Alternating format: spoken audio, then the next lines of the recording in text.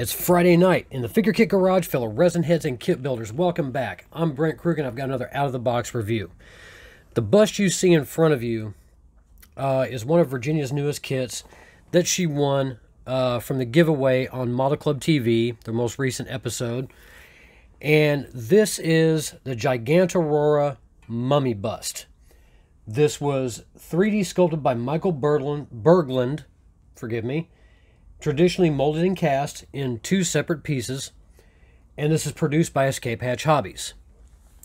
Now, this bust is based on the original Aurora Monster model kit, and it was one of 5 that is based on the classics. There are 5 others in this series. They are the Phantom, the Creature, Frankenstein, and the Wolfman. Excuse me, 4 others in the series. I apologize. This kit it's a heavy piece. I'm not going to lie to you. It's one solid casting. Done, it looks like, in multiple molds. There is a minor seam line.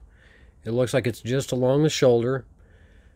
But this is based on the Lon Chaney Phantom from the Mummy's Tomb. And this takes all the best elements of the original Aurora plastic kit, from the Mummy to the Cobra that appears on the base. And this is 3D printed. This is one of those kits where it's a hybrid of traditional resin casting and 3D printing, and it works out beautifully. And as you can see, the 3D print with the scale detail on this snake is absolutely gorgeous. And no detail is left out. You know, very nicely done. As well as on the snake's body that curls up over his shoulder and rests over through his back, the scale detail is amazing, as is the bandage detail that Michael was able to capture, along with the the hieroglyphs in the little tablet, the original Aurora logo for the Mummy, a little urn or pot or whatever that's supposed to be. I believe that's possibly a column of some type. I'm not exactly sure. But this is an incredible tribute to the Aurora monster models of old. And this kit is roughly about 6 inches tall. Let me get an exact measurement on that so you guys aren't fooled by it. It's just a hair under 6 inches tall. So these kits are not shelf hogs. They don't... Ooh, sorry for the camera shake there, folks. I did not mean to do that. These kits do not take up a lot of space. They're not shelf queens or space hogs, what have you. And they're a perfect collectible for those who are into the old Aurora Monster models. These things are perfect. If you can't get a hold of the originals, which the original unboxed Aurora Monster models from the 1960s are not cheap to find. If you're lucky enough to find them for, less than a couple hundred, you're lucky, to say the least. And the one thing about the 3D printed snake is it pegs in just like so. And when put together, he'll look like that. It's an amazing concept that Michael and Todd over at Escape Hatch Hobbies have to kind of introduce folks who were never into the original Aurora Monster model kits, like myself. I didn't grow up with the Aurora Monster models. I started on aircraft, cars, tanks, you name it. That's what I built. This is a great way to introduce folks who have never done the Aurora plastic kits to the characters of old. And these retail on the Escape Hatch Hobbies website, which I will leave a link for down below. They're $59.99 each plus $17 shipping. So for a bust of the classic Aurora Monster model kits done in resin in a whole new way, that's an incredible price. It's damn near a steal, to be brutally honest. The kit that this is based off of, which is the original Aurora Mummy, this plastic kit was one of what they call the Aurora 13. Now, The first Aurora plastic model kit was issued in 1961, and it all started with Frankenstein. Anybody that's seen that kit, you know what it looks like. All the artwork and everything that went along with it. It's a classic kit to this day, and collectors are lucky to have them if they do. After that kit was issued in 61, it was followed by 12 more kits in the next 5 years. So they issued 13 kits within a 6-year time frame. The Mummy was issued in 1963. It was the 5th in the series and was available until 1968. It was reissued in 1970. And altogether, it was reissued 7 times over a period of 39 years. The last reissue was by Revell in 2009. This is an amazing piece altogether. I can't say enough about it. I mean, bring it back in so you can see all the nice bandage detail that he got into that. But you can actually feel the texture in those bandages, along with the scales on that snake. I mean, it just detail and then some. Sculpting in the face, you know, the right eye closed, you know, closed shut like it was in the film. You know, all the textures and everything. Michael did a wonderful job of bringing the Aurora monster models back into the hobby in a whole new way. I think it's wonderfully done. I want to say a very big thank you to Todd Powell and Michael Berglund of Escape Hatch Hobbies, who gave this copy of the kit to Jason Walker and Scott Johansson over at Model Club TV, who I would also like to say thank you as well on behalf of Virginia and myself for giving giving this away to add to a collection. I'll put links for both Escape Hatch and Model Club TV down below. You guys check both of those sites out, especially Model Club TV. Show your support, like, share, and subscribe their channel, as well as mine. And go check out Escape Hatch Hobbies. This is not the only thing they've got. Along with the other GigantAurora model kits, they also have the new 3D printed resin Frankenstein done by Tony Cipriano. They carry a lot of upgrade parts for a lot of the Aurora kits. The Monster Scenes reissues by Mobius. They also carry upgrade parts for the Mobius monster kits. The Mummy, which I have done, the Frankenstein, the Dracula. They have every single one of them. They've got upgrades for all. So go ahead and check those out. Check out Model Club TV. Those guys are so worth it. I want to thank everybody for sticking with me. All my most recent subscribers, thank you very much. And I'm going to take a very short pause for the cause, because coming up next, I'm going to do a little quick paint demo on how I was able to take a very simple 3D sculpted base and give it a very marbleized look. Several folks have been asking on Facebook how I pulled this off. Well, I guess it's time I just show you rather than tell you. So stick around, sit tight, don't go anywhere, because the marble demo is coming up next.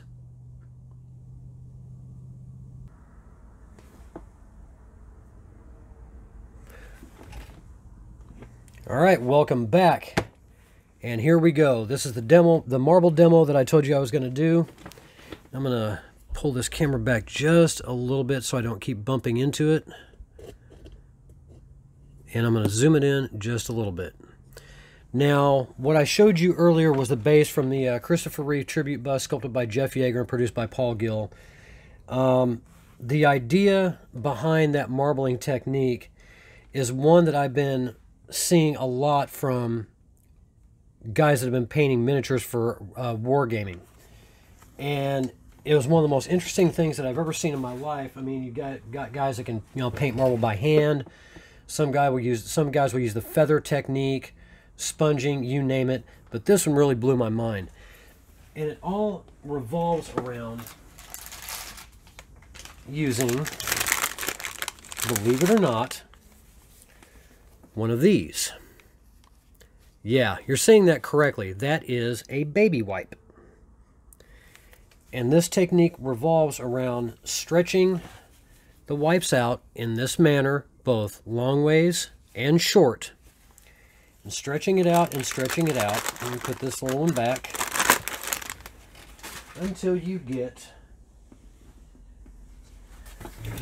a wipe that looks like this. This is where it all begins. You stretch it out until you get patterns like this. Now, if you overstretch it too far, you're going to get a lot of large tears and a lot of large holes. So you got to kind of you got to approach it with kid gloves, so to speak. Now, this base was one I had laying around extra. I already coated it in Vallejo black and sealed it off. I'm only going to concentrate on the top. I'm not going to concentrate on the sides. And the fact that there are, sorry about that, already scribe lines in between the stones is going to make for even more cooler effect. So what you want to do is you want to take your baby wipe like so, and you want to stretch this thing out in every possible direction you can get. And you want to pull it as tight as you possibly can, not to where you rip it apart, but as taut as possible. And I already ripped it on the one end. Yep, there goes my luck today. We're going to go like that. Like so. Now this is going to require more than one baby wipe. Now I'm going to tape this thing down so it stays in place with the help of some friendly Tamiya tape.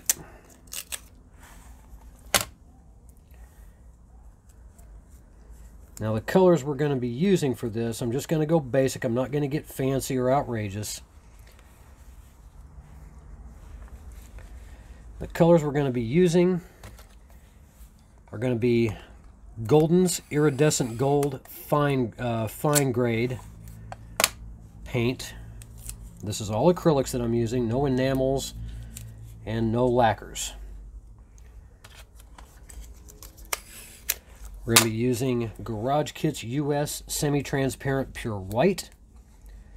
And we're also going to be using Vallejo's Acrylic Sky Gray. So, this is our starting point. This is where we're going to begin. Whoops. All right, make sure I didn't hit that.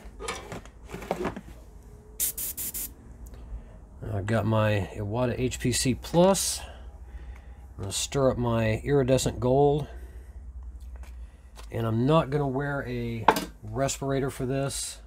I probably should, but might be a little bit difficult for you to hear me because most of my face masks are fairly thick, including my respirator, so I'll try and keep the dust to a minimum. And what we're going to do is, instead of at an angle, you want to paint it straight on. As a matter of fact, I'm going to put on a one of my gloves real quick. I'm going to get paint all over my hands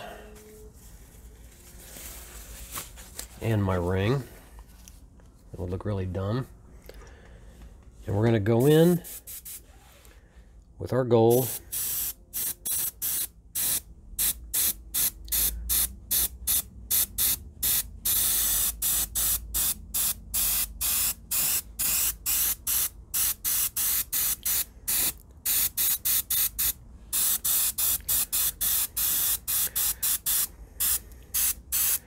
I'm keeping a fairly decent distance away from the piece. I don't want to go too heavy and oversaturate it with paint, because then you're going to get runs. And with gold, especially with this Golden's, even though I've reduced it down enough to put it through an airbrush, you still get runs with this. It's going to look very distorted and, to be brutally honest, really crappy. You want to get a decent coating all the way around. Forgive the compressor.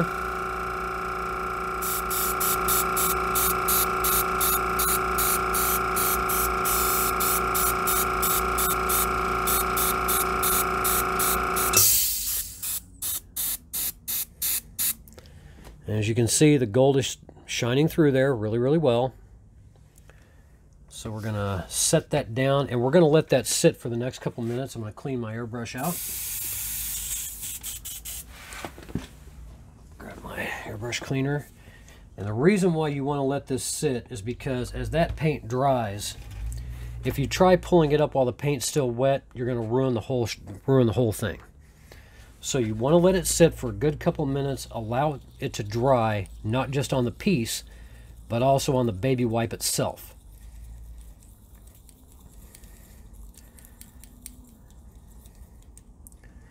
I decided to do this because for as long as I've been in this hobby, and I learned this a long time ago, that with new people coming into this hobby or folks that have been around for a while, one of the best things you can do is help other folks out. Help them learn new things. Folks ask you, how'd you do this? How'd you do that? Never hide it from them. That's one of the quickest ways to get people to walk away from this hobby, is to not tell them how to, not help them learn new techniques. I have no problem with anybody asking me how I did this or how I did that. I'm paying it forward because of a very dear friend of mine 30 years ago that helped me by showing me how to do washes and dry brushing and things like that to make my kits better when I first got started. So that's been my kind of my philosophy through this, is if somebody asks you, give as much help as you can. Hopefully this will help folks with their bases. Now, the reason why I'm showing you this on a flat base as opposed to the Christopher Reeve base is because the Christopher Reeve base, as opposed to a flat base, is way more three-dimensional. And that's where the trick came in. I literally used one wipe on each side of this base, on all four sides. The side with the nameplate was the hardest because every time I stretched it out, it would lift it up off the surface. So, tackling four sides and then the top had to be done that way. And it worked out beautifully. I'm really happy with how it looks.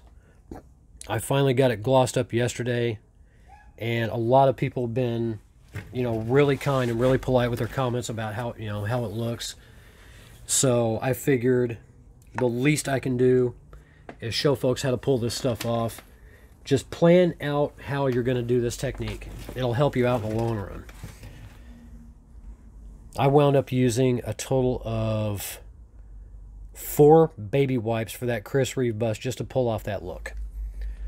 So now we're going to peel this one off. And baby wipes and Tamiya tape never ever go hand in hand. So we're going to pull that back.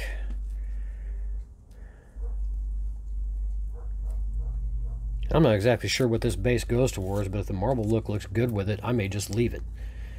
And you want to very slowly and gently peel off that baby wipe. And there you have your first part of the marbling technique. I'm actually going to turn this light slightly to the side so it's not drowning everything out.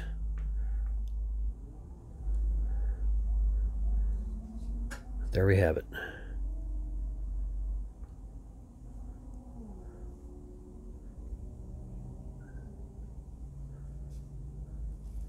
Really, really beautiful effect. And I'm not going to seal it because I want that metallic to show through. So now what I'm going to do is this baby wipe's pretty much done. It's already solidified, so it's not going to be usable. And baby wipe packages really aren't that expensive. A lot of folks might be thinking, oh, waste of baby wipes are too much. Not even. You can get a pack of them for $3 at my local grocery store. It's not that expensive. So now I'm going to take another one of my last 2 that I have available. And I'm going to stretch it and wrap it in a different direction. The reason for that is you want an opposing look to the gold. I'm going to hold it across there like that. Pull it inwards. I'm going to tape this sucker up as I go. Nope. Lost my mind and my Tamiya tape, excuse me.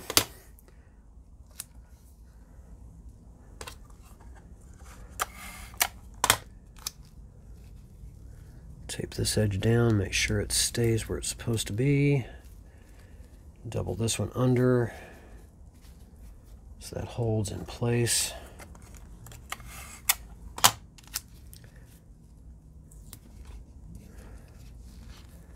So now we're going to get the look.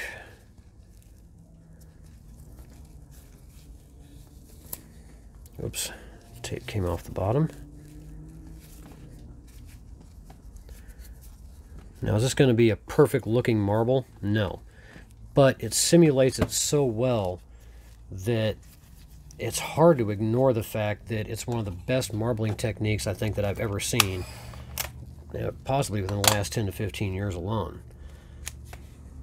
So I'm going to tape that down like so. Yeah, because it's cloth, this tape does not necessarily want to play ball. Now, one thing I will warn you about, and I did make this mistake, don't get baby wipes that have duckies and little elephants and stuff all over it. That's not going to work. You want to look for the ones that look like they're quilted, like the one I showed you on camera before I started this. Those are the ones you want to try and find because they're the ones you can pull apart. I believe also the cleaning wipes will do this exact same thing, and from what I understand, I have not tried this technique, but dryer sheets apparently are also good for the marbling style. But I like the way this one works. It worked out on the Chris Reeve base, and this is what I'm going to show you tonight. So my next color I'm going to go in with, this is going to be the semi-transparent pure white from Garage Kits US, and I've over-reduced this a lot because once you start applying the white, you don't want to go on heavy. You want to do this in very thin, light layers to allow that gold to show through. So now we're going to start it.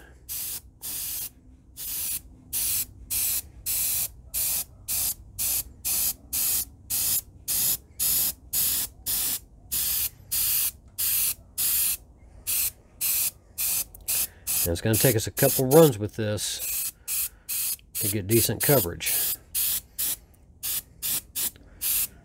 This is something you don't want to rush because the end result is really, really beautiful.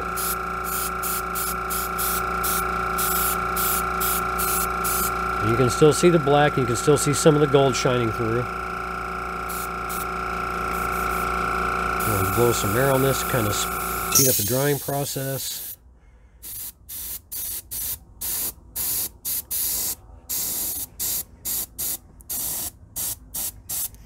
You can see some of the texture in that base that's starting to come through a little bit.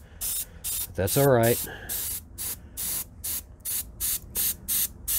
I didn't want to sit around and have to fill in all the texturing just to make it look like glass smooth marble. The Chris Reeve base had a texture to it, but it still came out absolutely perfect, so that's what I'm going to go with.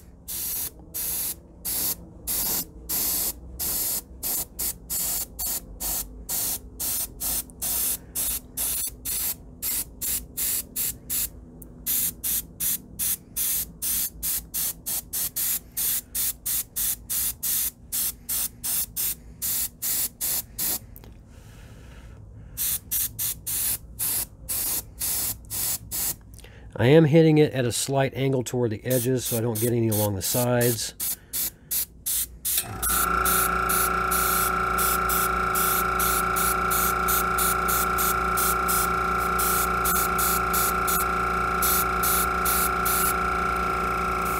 I'll let that sit for a few minutes.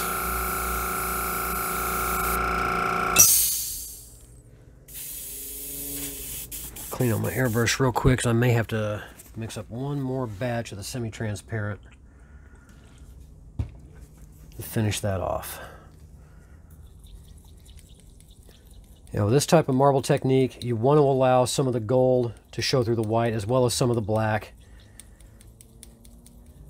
Once you get it all said and done, it's an amazing effect.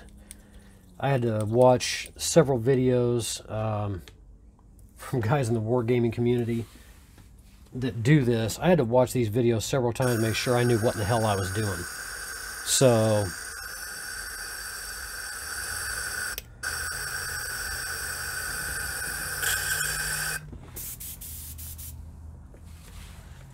I'm going to let that sit and remix some more white real quick. Even though this is semi-transparent and it's ready to go out of the bottle, I prefer to reduce it a little bit further just to make sure that when I lay this stuff down, it's going to be even more transparent than that. Yeah, I could go with a transparent white, but it would be, I think it'd be way too see-through for that, because most marble, any white that you see, it does have a solid look to it.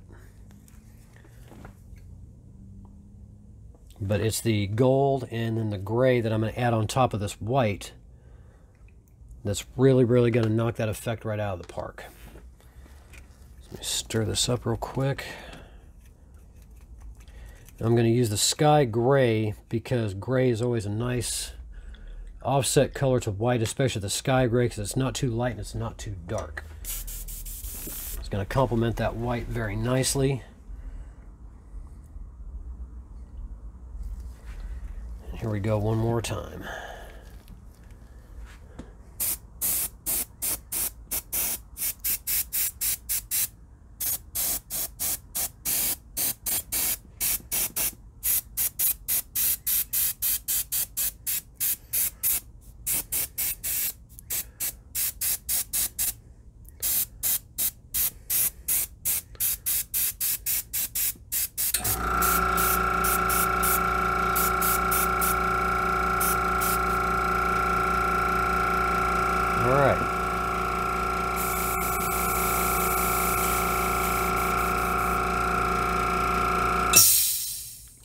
Out, and then we'll get ready to go in with the sky gray.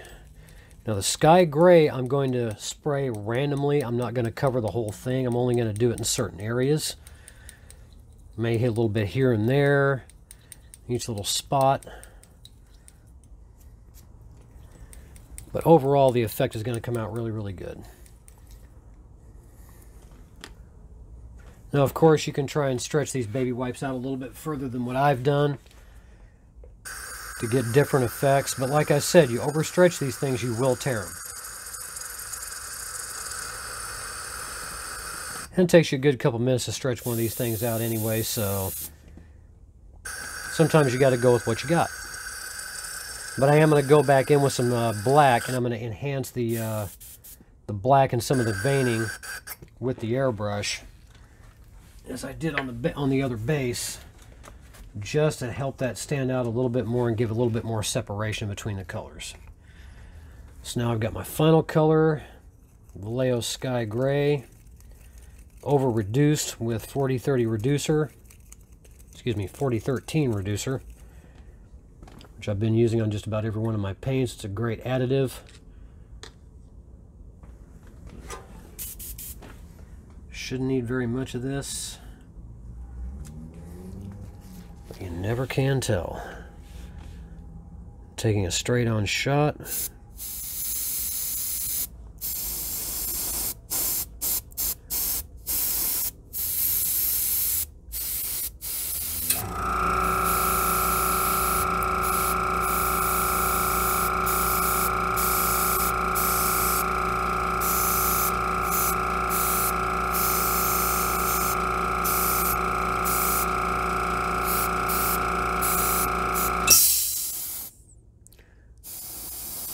Like I said, you want to try and keep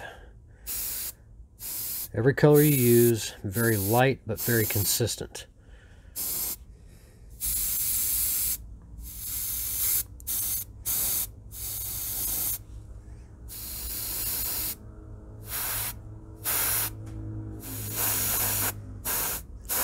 Might be a little bit hard to see this gray after it's been on there. It's kind of got a little bit of a, almost a brownish tone to it. Might make a really neat effect. Go back in a little bit closer.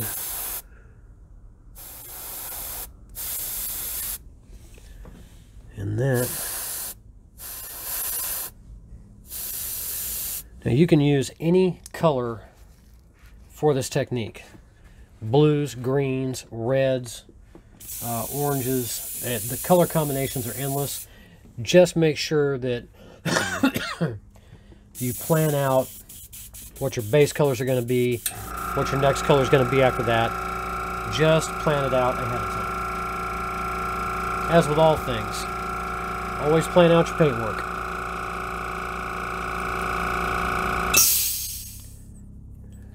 I know my compressor's a little bit loud and I apologize for that. Now this is a spur of the moment impromptu demo that I decided to do. I did have somebody ask me earlier today on Facebook how I did the marble, and trying to type it out was, I hope I typed it out and explained it as best I could.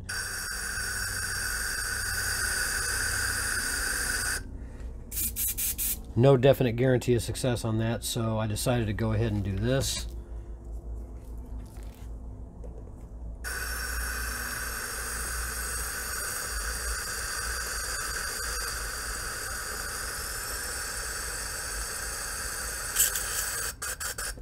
Alright. I'm going to let that dry for a few minutes. Put that over there. Blow some air on this, try and speed up the drying process.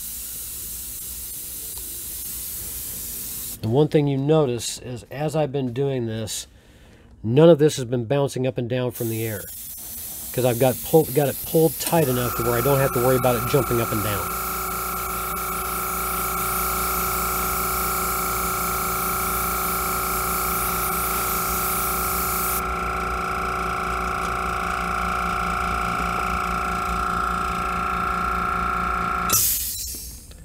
So that feels like it's starting to dry a little bit. Give it about another minute.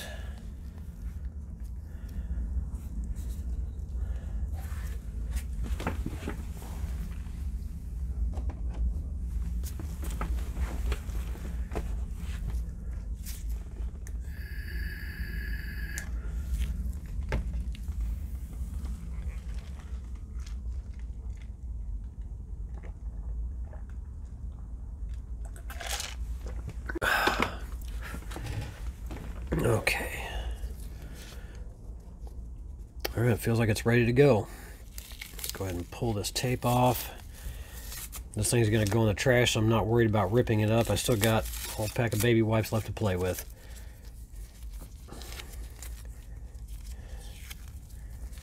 So now, like I did before, nice and gently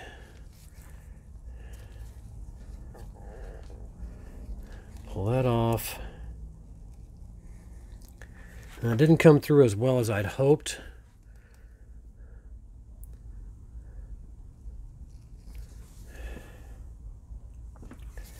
But the effect is quite striking. So I am going to have to go back in with semi-transparent white and the gray and try and enhance those white areas a little bit more. Now, it's probably because there's texture in this base that kind of absorbed that paint that way, but that's okay. Trial and error is always a good thing. So I'm going to go back in.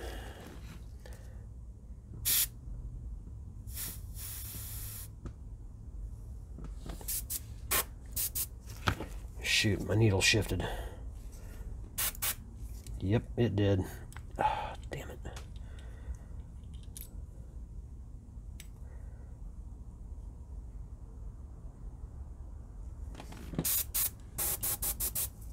What the hell am I getting? Shouldn't be getting fluid through that at all. Okay. You dial down my pressure just a little bit.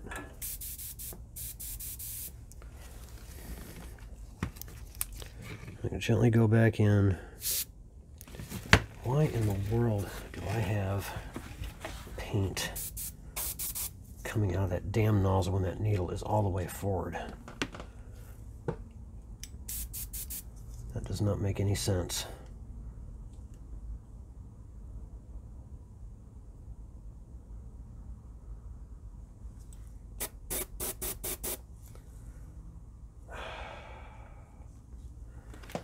Okay, I'll just have to go with it as is.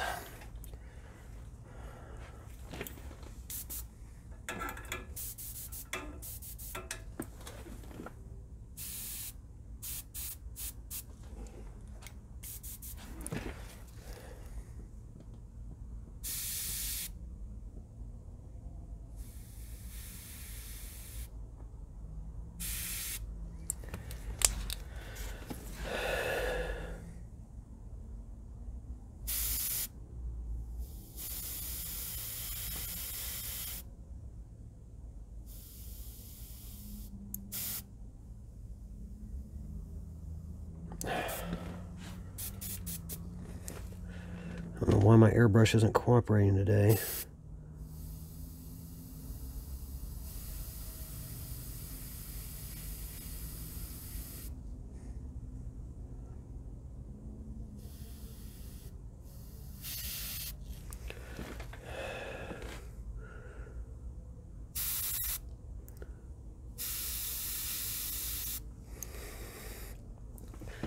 Overall, the effect, it doesn't look too damn bad. I was hoping for more white, but I should have stretched it out a lot more than what I did. That was my fault. As I said, marbling takes on a whole different ball game.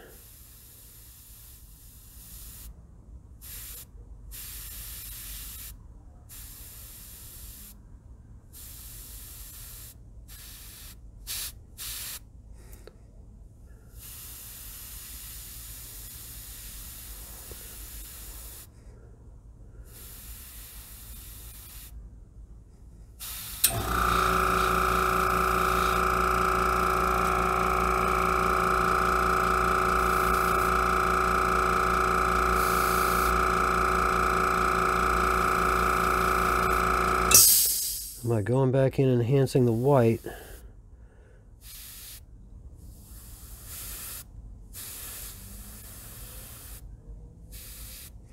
actually starts to bring more of the contrast back into play. It's actually a fairly damn good look. I actually like it. This marble is not perfect.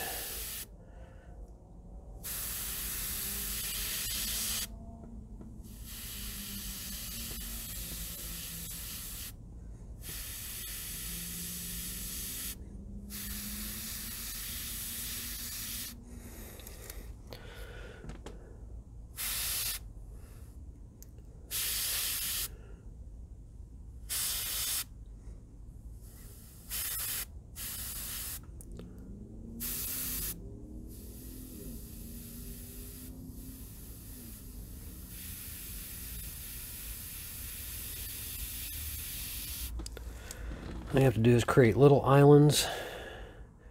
Yeah, it's the texture on this base that kind of diverted that white.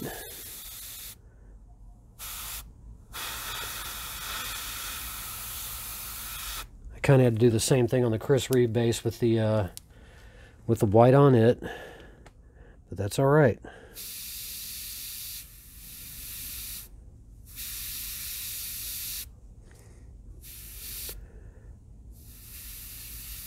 Because in the end,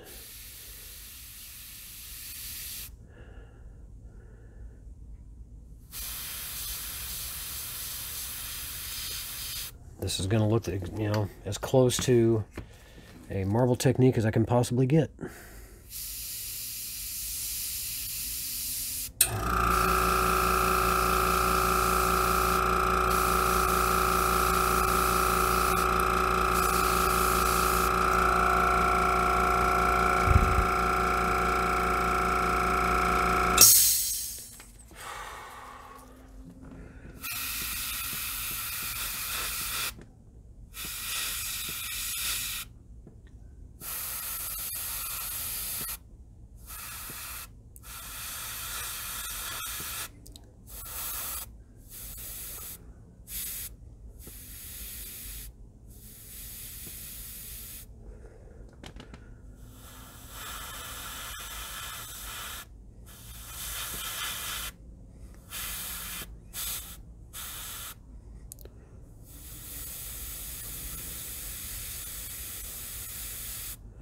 Yeah, I should have stretched that wipe out a little bit more. But every technique has its ups and downs.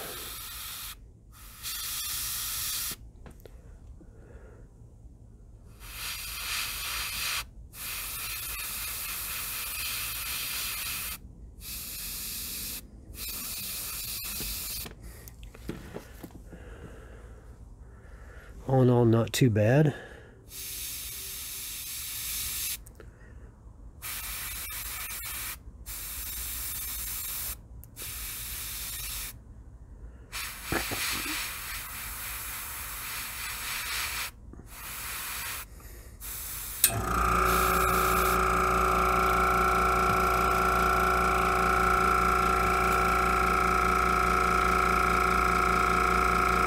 Definitely a different looking stone texture than what I was intending.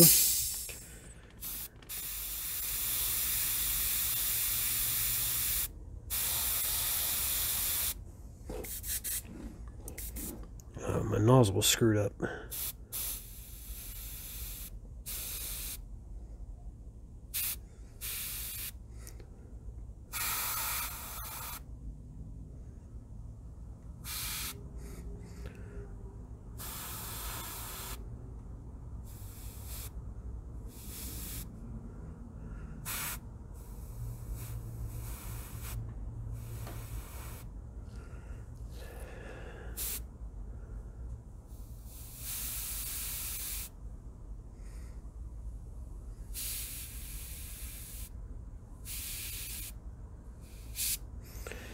Usually I don't have this kind of problem with my airbrush, but tonight it does not want to cooperate.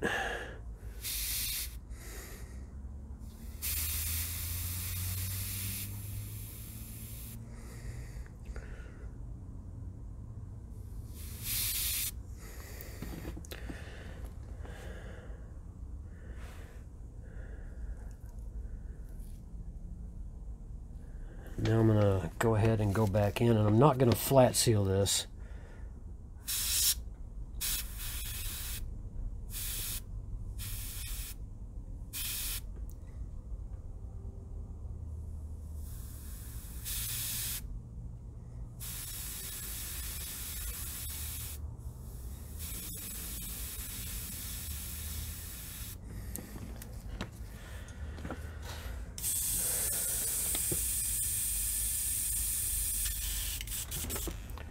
Need to break this airbrush down and find out exactly why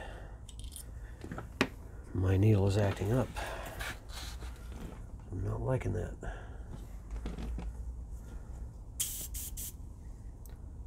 I should not be spraying with the needle fully forward.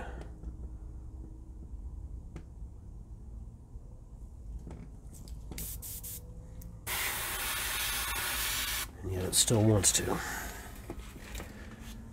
Folks, I'm going to put this on pause and I'll be right back.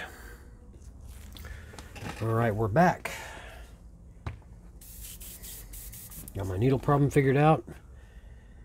Now what I'm going to do is I'm going to go in with some black and I'm going to enhance. I'm going to finish off that white a little bit more, I think. Yes, it's not perfect, but this is the technique as it is, and I have to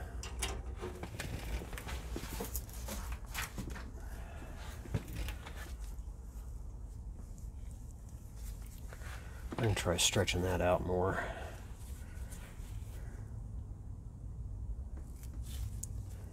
Yeah, see, it's already starting to rip. I really don't want to do that.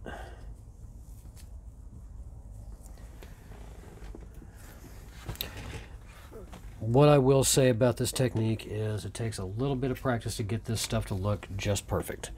The Chris Reeve base was the exception. I am going to enhance this with some black in the veining. Now I'm going to go through the mortar cracks.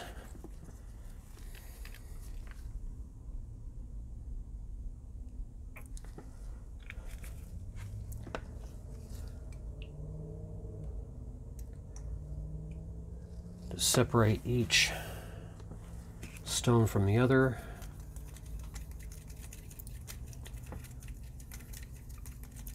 I apologize if this is not the effect you were hoping for. I definitely apologize because it did not come out the way I was actually hoping for either.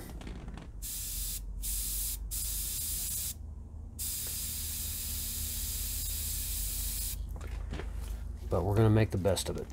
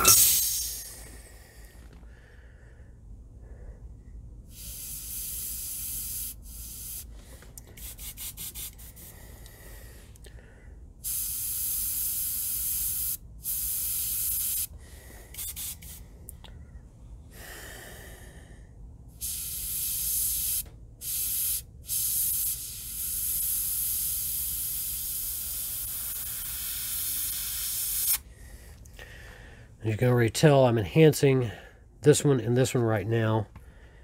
I'm going to come back in.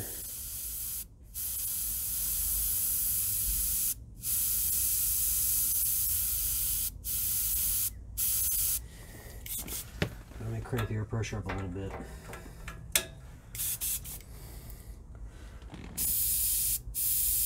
There we go.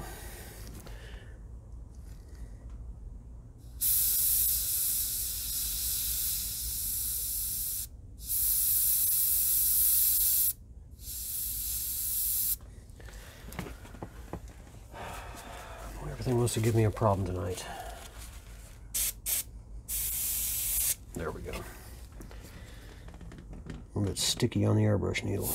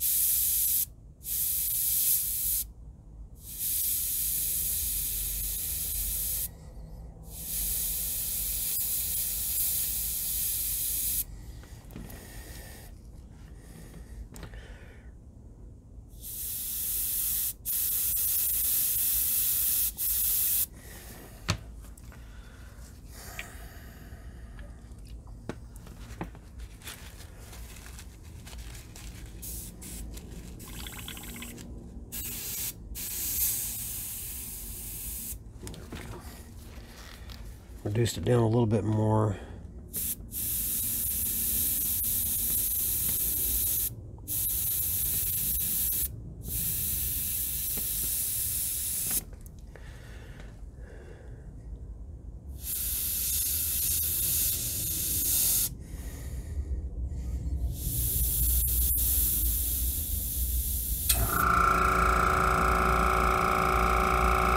Veining's coming through quite nicely.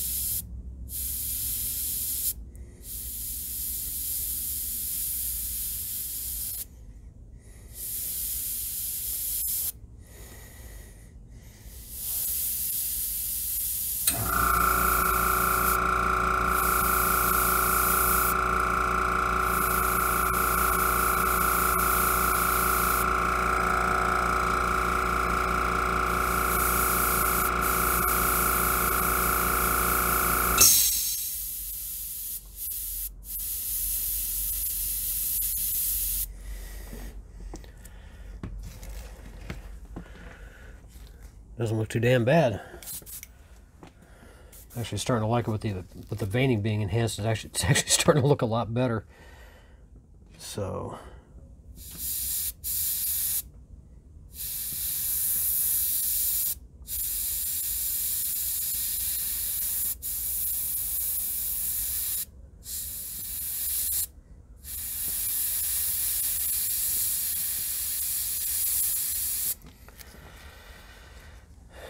always a little trial and error in everything you do.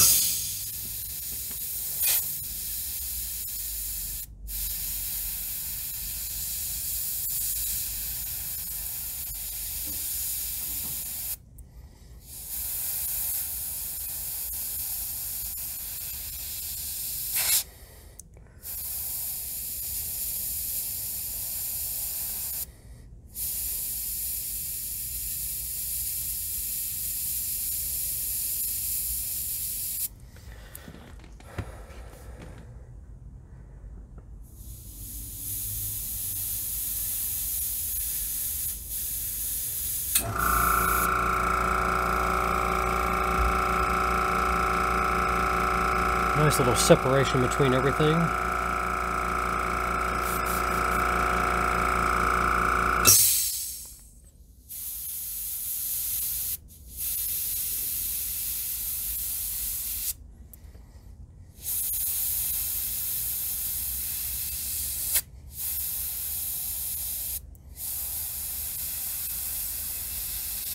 Is this the definitive way for somebody to do marble? No. Excuse me. I don't think there's ever going to be any one technique that's the definitive perfect marble solution.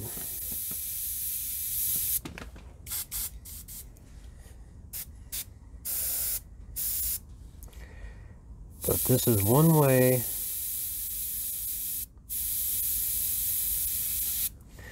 to add a really beautiful marble effect or texture to your bases.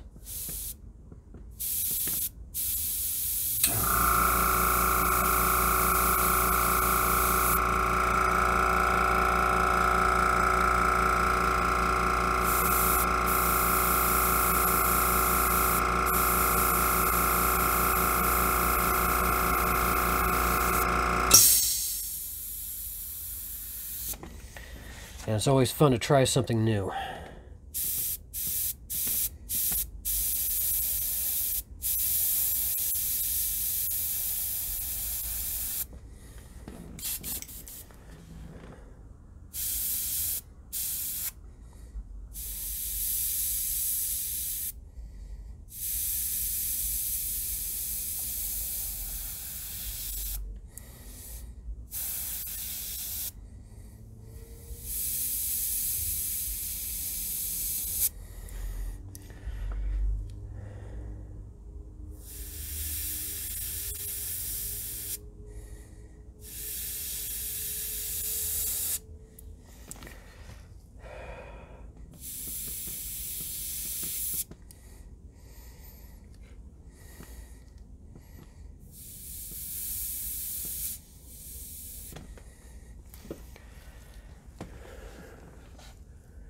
Very unique looking pattern all the way around.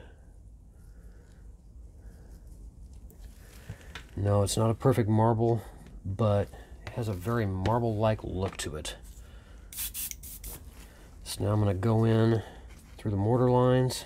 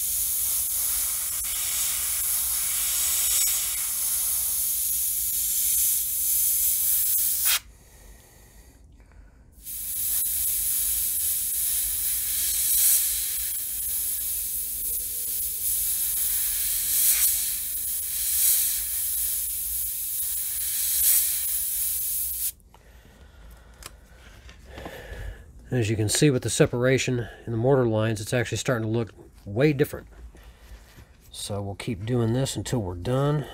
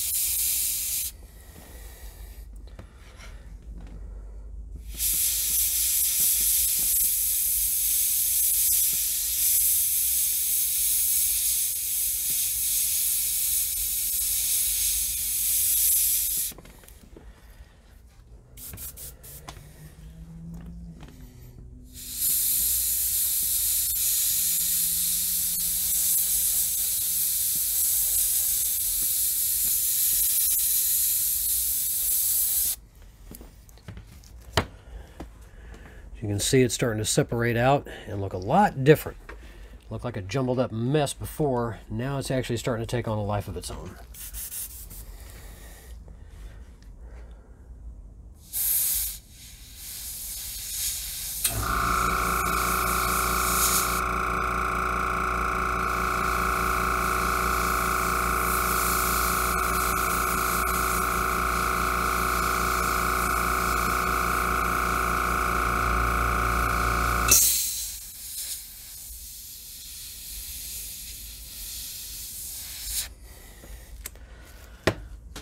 Remix this paint.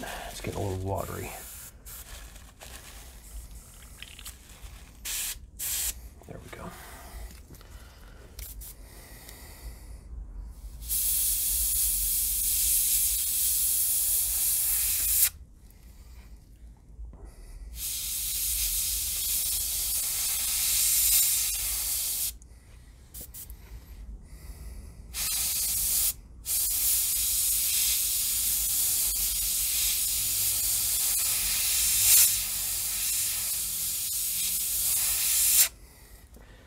We'll overspray out over the edges on the flat parts of the base is not necessarily a bad thing. Don't want to get too much.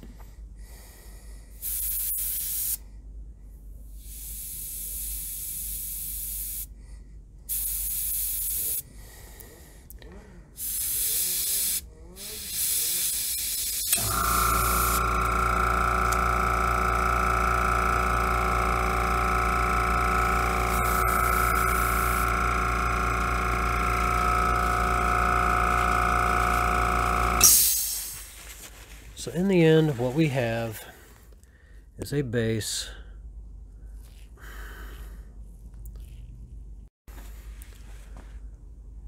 forgive me for that. So what we have in the end is a base, has a very marble-like look to it,